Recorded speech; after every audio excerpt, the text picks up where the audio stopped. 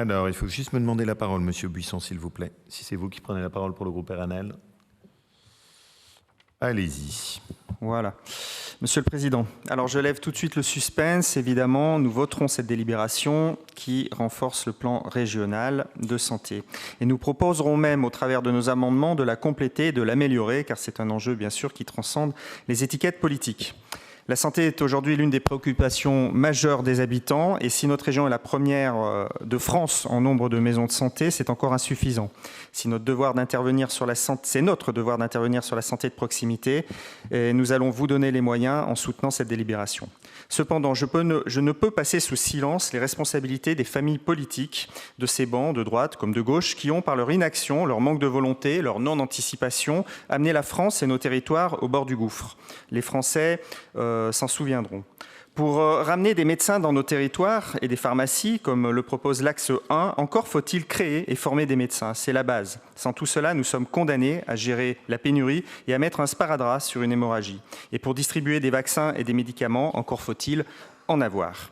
Tous les chiffres étaient sur la table depuis des décennies. La pyramide des âges de la population française était prévisible, autant que celle des médecins. Les départs à la retraite ne sont pas un accident statistique. Cette situation est le résultat d'un aveuglement incroyable.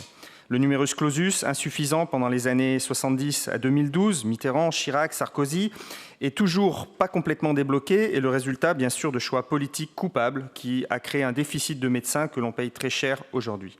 Le numerus apertus, créé sous Macron, le président Macron, n'a pas prévu d'augmenter le nombre de places en faculté, ce qui le rend inopérant. Les déserts médicaux sont aujourd'hui une urgence politique. C'est l'égal accès aux soins, mis en lumière par la pandémie du Covid-19 et ses centaines de milliers de morts, qui est en jeu. La pénurie de médecins, d'infirmières, d'aides-soignants, de pharmacies a déjà provoqué la fermeture et le fonctionnement dégradé de centaines de services d'urgence dans le secteur public. Dans la France de la sécurité sociale universelle, 6 millions d'habitants n'ont pas de médecin traitant. Et la colère de nos concitoyens est légitime.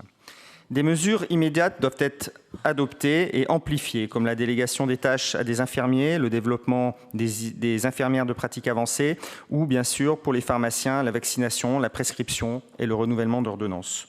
Plutôt que d'imposer d'en haut une obligation de s'installer, combattue par les médecins, un mécanisme incluant une forme d'obligation, pas nécessairement individuelle, par exemple, une responsabilité territoriale pourrait être assurée collectivement par des médecins certains jours. Notre système de santé est largement libéral, mais financé par l'argent public et sa réhabilitation, qui implique la contribution et les efforts de tous, suppose du courage politique. Et revenons à notre plan régional et à ce qui nous intéresse. Il y a des manques. 5 à 10 pathologies les plus préoccupantes dans le plan santé qui relèvent des troubles mentaux, schizophrénie, troubles bipolaires, addiction, dépression et troubles obsessionnels, ne sont pas dans ce plan. Rien dans le plan non plus sur les conditions de travail, sur l'état de santé et réciproquement sur l'état de santé et les trajectoires professionnelles. Nous proposons aussi, à travers un amendement de Michel Morel, de tenter l'expérimentation OSIS, orientation dans le système de soins, qui a débuté en septembre 2021 en Bretagne avec la formation de 37 premières pharmacies d'officines expérimentatrices.